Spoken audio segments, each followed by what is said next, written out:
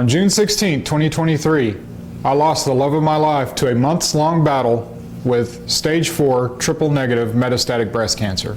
And as devastating as it was in the moment, in the days that followed, God gave me a miracle. He showed me a peace that surpassed every bit of my understanding. And now I want to share that peace with you. So if you're ready, let's get started. Hey y'all, my name is Trey Murray, and I'm with The Only Bible, guiding you to be a better reflection of Jesus Christ. It was just a couple of weeks ago that my wife has passed, and I'm already in a place that I feel like I'm okay with her passing. How did I get here? I've talked to counselors, I've talked to friends, I've talked to church people, I've talked to the pastor, and none of them can make sense of how I am at peace with her death, as fresh as it is. Well, I want to share that with you through the 5 stages of grief. Modern counseling has these 5 stages, and any counselor will tell you that you'll hit these stages at various times. It's not a process you go through, but it's something that you may experience this or that or whichever stage. But I'm here to tell you that you don't have to hit any of those stages. I personally hit one of them, and it's been a lifelong battle anyway, so I don't know that it was caused by my wife's passing necessarily, but from past trauma in my life. Now, let's get started. I'll get into these 5 stages of grief. First stage of grief is denial, and I am not in denial. I know my wife is no longer with us here on earth. Now, people say, well, you'll wake up and you'll think that she's there, or you'll feel or sense her, and those things have happened, but it's no more than my own senses playing tricks on me. It's not me denying it. I know, I accept that she's no longer here. I accept that she has passed on, and I accept that there was nothing she did, or nothing I did, or nothing anybody could have done that could have saved her or could have kept her here. There is no kind of denial in my life. And you can have that too if you realize that God has a plan for each of us, and your days on this earth are numbered. God knows that number.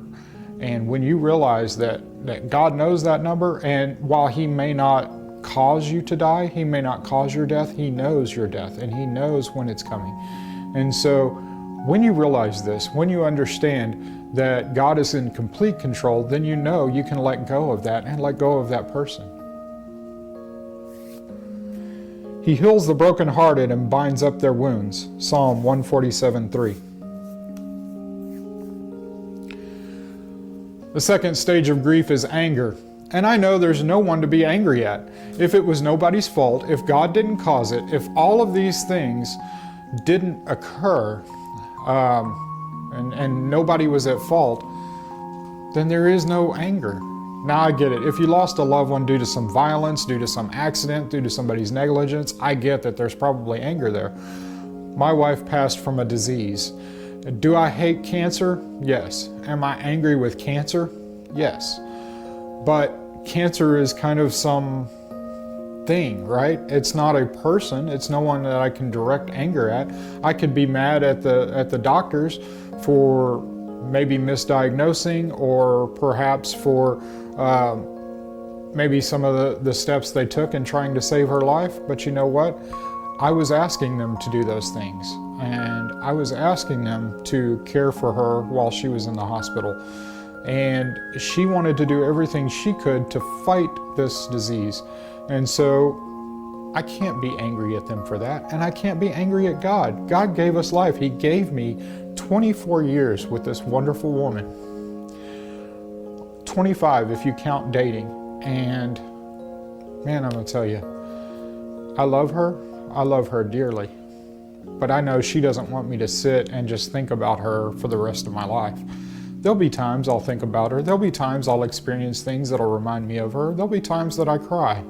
But I know that she would want me to move forward. I know that God wants me to move forward. And that's what I'm going to do. I'm going to continue moving forward without anger. Even if He causes suffering, He will show compassion according to His abundant, faithful love. Lamentations 3:32. So the third stage of grief is bargaining. Who can I bargain with? She's gone. I can't bargain her back to life. And I can't bargain with God for any more time with her. I can't bargain for anything more than what He's given me. 24, almost 25 years is a blessing. That's a quarter of a century that I got to spend with this amazing woman. And she was amazing. She loved the kids at church. She devoted herself to children's ministry. She was an amazing, amazing woman. And I am so grateful that I got to spend time on earth with her. But now she's in heaven. And now she is in the most amazing place I could ever imagine. In fact, I can't even imagine how wonderful it is. That's just part of life. There is no bargaining for anything more than I've already received, and what I've received is a blessing. Fourth stage is depression, and as I said before, depression is something I'm going to battle my entire life. I've battled it before I even met her, and I continue to battle depression today. Depression is one of those things that when you experience it, you have one of a few ways to handle it. Some choose suicide, and that's something for a different video. I may make a video in the future about suicide in the Bible, but let me just tell you, if you lost a loved one due to suicide, there is some very special circumstances there, but what I want you to know is if anybody tells you that somebody committed suicide is not going to heaven because of that suicide, they're wrong. There is nothing in the Word of God that says you can't be forgiven for suicide. So I want you to know, and I want you to be comforted by the fact that suicide is not an unforgivable sin. But some people battle depression with suicide. Some people battle it with drinking or some addiction. And I've been guilty of medicating depression with an addiction in the past. I have another video that I may throw a card up here that'll link you over to that. But addiction is another way that people handle it. The best way to handle depression is to turn to God. I mean, he said, cast your burdens on me. Give me your grief. Let me carry you through life. And when I'm depressed, the best I have ever handled depression is when I just let go of it. And I say, God, handle it. Don't be alone. If you're depressed, the worst thing you can do is sit and think your way down a spiral into nothingness. Thinking in a cycle in a depressed state will only leave you more depressed than when you started. So make sure you get out, reach out to a loved one, reach out to friends, reach out to family. Let them know what you're feeling. Let them know what you're thinking. It's scary, I know, because they could call on some help from hospitals or from other places to try to get you mental help. And you may need that. But again, the best thing you can do, reach out to a counselor. If you can't reach out to family, friends, loved ones, find you a local pastor at a church. They are sometimes trained in how to deal with depression and with grief. But whatever you do, don't be alone. Don't be with yourself. You aren't going to fix you. God will fix you ultimately, and it may take a guide to get you there with God's help.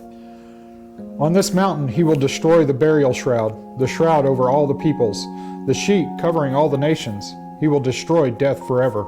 The Lord God will wipe away the tears from every face and remove his people's disgrace from the whole earth. For the Lord has spoken. Isaiah 25, 7 and 8. And now the final stage of grief is acceptance. I have accepted that my wife has passed. I love her very dearly. I love the time that we had together. I love the memories that I have of her. I love all of these things. And again, there are going to be times when I cry. There are going to be times when I am depressed. There may come a time when I'm angry, although I don't think so, because again, it was nobody's fault. There may come a time when I bargain with God about something else, on taking the grief from me or something of that nature. And all of these things may come in a moment of weakness. But when all comes down, when push comes to shove, when everything comes down, I have accepted that she's passed. I have accepted that it's not my fault, that it's not the fault of the people at the hospital, and it's definitely not God's fault that she passed. If I want to blame anybody, I'd blame Adam and Eve for the original sin, but I don't even blame them, because if I put myself in that same position, I may have done the same thing. We all face temptation, and we all fall to that temptation, one time or another. Because even Paul said, all have sinned and fall short of the glory of God. That's in Romans 3. So then how do you move forward? How do you accept it? How do you get past the grief? Well, you get rooted in the Word. And my rooting in the Word didn't come when she got her diagnosis in April. It didn't come when she passed away in June. I didn't wait for something bad to happen to get close to God. That started years ago when I made a commitment to Christ. And although I haven't been as faithful as He has, I haven't been anywhere near as faithful as He has, what I have done is I will consistently seek after His heart. You know, they say David was a man after God's own heart. And even David stumbled and sinned repeatedly. So how can you stumble and sin repeatedly and be a man after God's own heart? Well, here's how. After the sin, what is your next step? Do you run to God or do you run to more sin? I consistently want to run to God. And I'm not going to fool you here and say, oh, I never sin, or I don't sin anymore. I've gotten past that. I'm this, I'm that. I'm not there. Sanctification is a process, and I'm still in that process. I will be in that process until the day I die. And hopefully then I will be past that process, but even that's not guaranteed. We know that Jesus will be faithful until that is brought to completion, but I don't know that it ends at death. I don't know that it ends when I'm given a new body. I hope so. I pray that, and I would really like for that to happen. But so far in life, God didn't just, the day I made the decision to follow Him, He didn't take away my ability to sin, and He didn't take away my proclivity to sin. All He took away was my punishment for sin, and that's what He offers you today. But by accepting that she's gone, I know I need to move forward. I know that there is possibly another relationship out there for me. I know that there is possibly something else out there for me, and I know in my heart that man was not meant to be alone. Men are not good alone. People, I mean men as in all people, we were made to be with one another. We were made for fellowship with one another, that you can connect with on a spiritual level, and that you can work toward a common goal of working in the name of Christ to bring joy and hope and peace and happiness to other people. Then the Lord God said, "It is not good for the man to be alone. I will make a helper as his complement." Genesis 2:18. Now again, death is a part of life. It came about from sin, and it's not going anywhere until Jesus comes back to reign on this earth. Even then, the Bible tells us that there will still be sinful people, and that people will still rebel against God, even with Jesus here among them, ruling on earth. So even when that day comes, even when all these things come to pass, just know that sin and death will still play a part in this world until God finally rids the world of all of these sinful and death-bringing desires. Know that death is no one's fault, and that only Jesus holds the key to defeating death.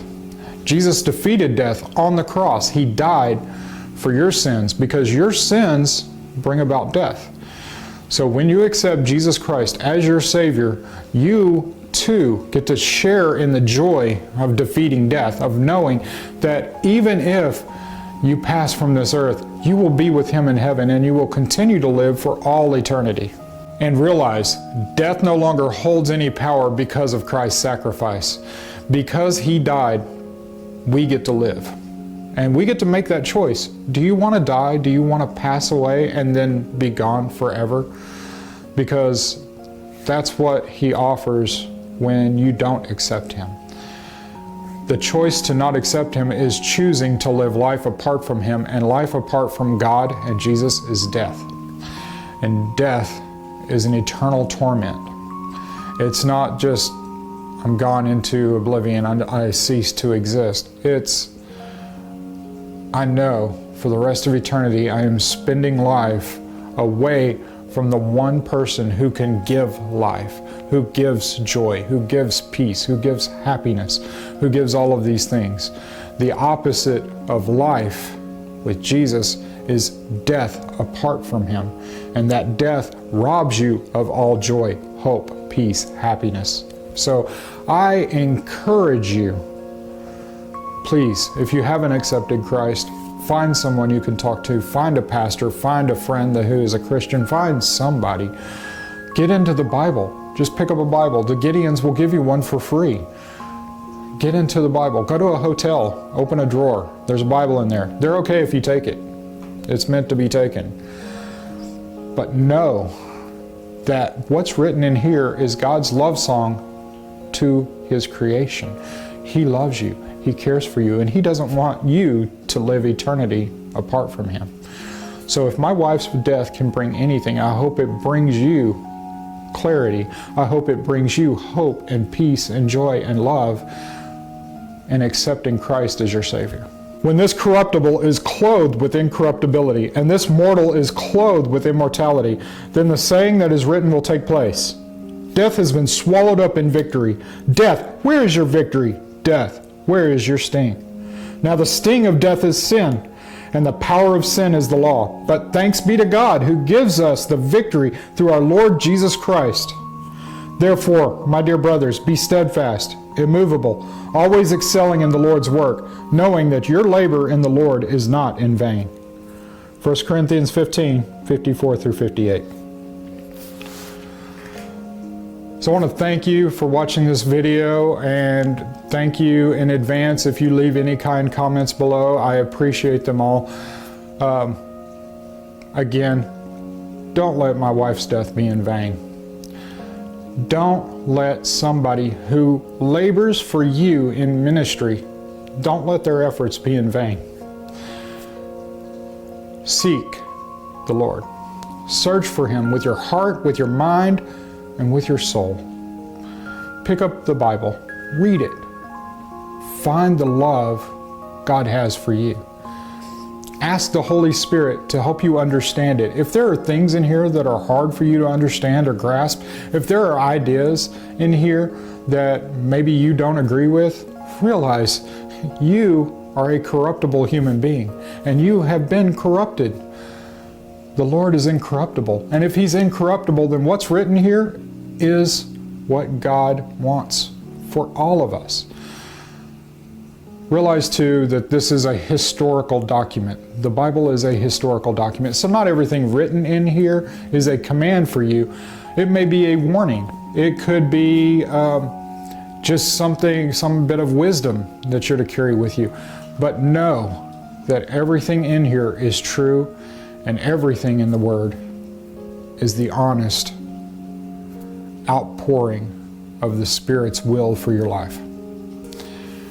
So thank you guys so much for watching. If you would, if you like this video, go down, give me a like, and subscribe. If you think this video was good for you and you want more like it, go ahead, subscribe. Leave me a comment below. If you have a wonderful story of a loved one that you know that has passed, go down, leave it in the comments below. I would love to read those. And I hope you enjoyed hearing about my wife, and I do love her very much. Now, go down, comment below, let me know what was your thoughts on this video.